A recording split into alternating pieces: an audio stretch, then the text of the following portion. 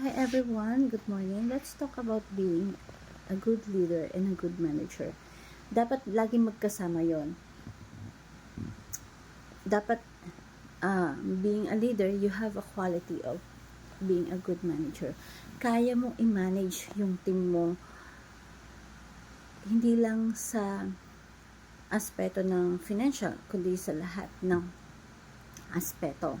Like being you know how to establish good communication among the team that you handle. Yung communication na you know how to admit kailan ka nagkamali, and you know how to give credit pagka yung member ng grupo mo is nakagawa ng tama. You have to empowering your team. Kasi kasama yun sa pag-nurture ng team, ng grupo. Hindi lang yung parang, gawin mo to, gawin mo yan, gawin mo to. Hindi.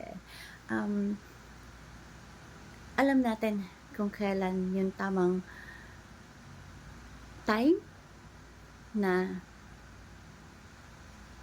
ipupush sila, kailan yung tamang time na i-credit sila, kailan yung tamang time na empower sila, and you train them being decisive. Kasi hindi lang dapat ikaw ang magde-decide.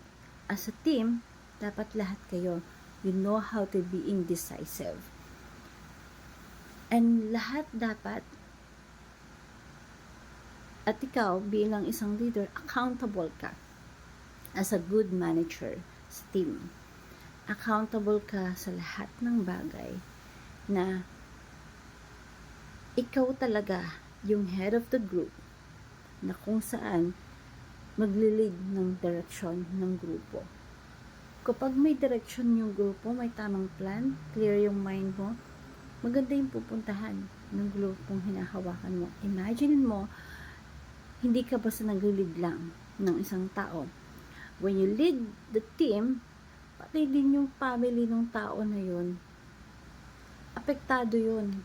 Kaya, you know how to train them, how to manage well sa lahat ng aspeto ng buhay. Na maging adaptability sila sa lahat ng bagay. And hope this motivational talk will learn something. Thank you everyone, and God bless. Tandaan mo, kapag naging successful ang isang team, yung team nyo, huwag kang mag full credit.